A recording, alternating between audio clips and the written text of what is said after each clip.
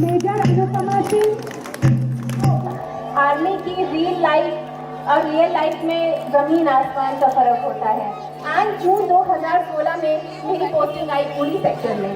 The Pakistan kept firing and जगाच्या पाठीवर कुठेही राहणाऱ्या प्रत्येक भारतीयाकरता दिनांक 15 ऑगस्ट ही कालनिर्णयामधली केवळ एक तारीख नसते, तर तो असतो त्याच्या स्वाभिमानाचा दिवस। आणि आपल्या ह्याच स्वाभिमानाचा वारसा येणाऱ्या पुढच्या पिढीला मिळावा याकरता आमच्या टाउनशिपमध्ये आजच्या दिवसाचं खूप छान नियोजन केलं आहे।